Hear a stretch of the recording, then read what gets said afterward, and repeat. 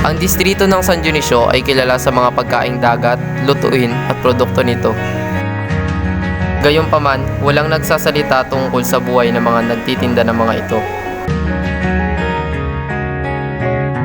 Kung kaya, ako at ang mga kagrupo ko na sina Zinix, Christina, Jamela, Russell at si Jeffrey ay aalamin ang buhay ng mga seafood vendors sa likod ng tindahan.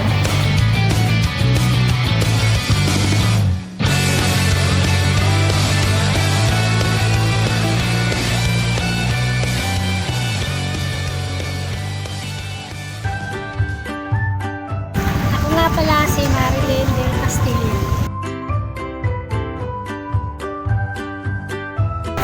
Ano ka na dirita kadugay nga gabaligya sang uga? Mga 20 years na. Sa 20 years mo ta nga pagbaligya sing uga. Ano nga edaron ang kalabanan nga gabakal diri? Nilabanan mga nanay, siguro mga 35, 40, mga nakita namon yalaka nilang ang gabarakan sa uga. Kalabanan ang mga kamalaman na lang. Gina-expectar namon niya sa sunod niya mga tinuig. Gamay na lang ang magabakal sa uga, bangod niya malaman na lang ang bakal sini. Ano nga baligya mo ta ang madahog sa tao? kabaga, pinakas, at glucose. Para sa imo ta nga ang madahog ito. Ay para sa pag-adlaw-adlaw nila.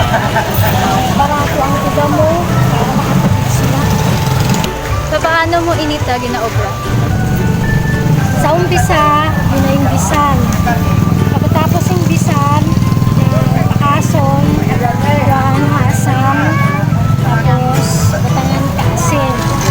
Pinawasan, basan liwa, tapos ibulat.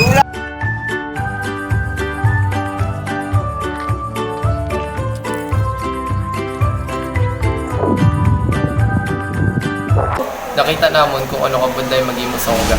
Sa amon niya inirasyon, gamay lang yun na nakabalasin eh. Mula sa pulo, dinadala ni Ginang Marilyn ang mga produkto nito sa bayan ng San Dionisio upang ibenta.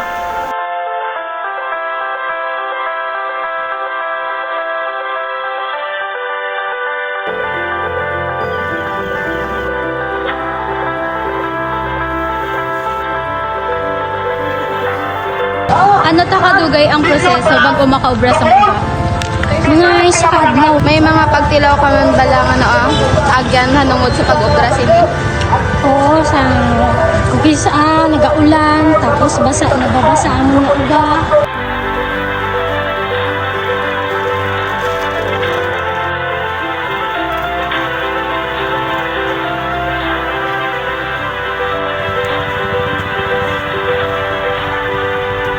Anong ginaobra mo ta sa isda ngay nagbulat kung nagainulan?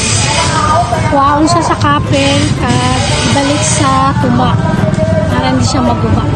Para sa imo ta, anong kinalain sang una pagsang sa subong? Ang sang una, ang kinalain, nubo ang presyo sang baligyaanay, kasubong taas na ang ilayang presyo. Sa una, ang ginagamit namin is ng box. Subong karton na lang kay ti isang una ng dukabugat gidya sang box mo nga kahoy ti subong karton na lang kay ti magaan sa gamiton. At kapag natapos ng magbenta ay uuwi na ito sa pulo gamit ang bangka.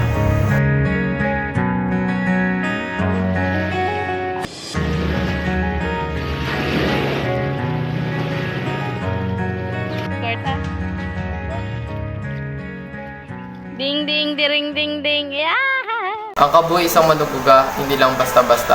Ilabi na gid subong sa pagtaas sa mga presyo. Okay, so ang mahambal ko lang sa experience nila is despite sa mga hardship na ilaga kaagyan and sa na-notice man naman sang pag-documentation naman wherein ang init is bisan super sakit na sa pan.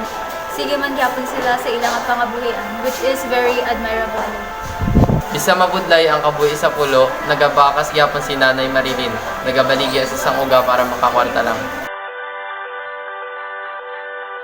Ikaw bala, masarangan mo man mag-ubra sa uga. Napakagirang stila, oh. Nakita namon nga God. Hello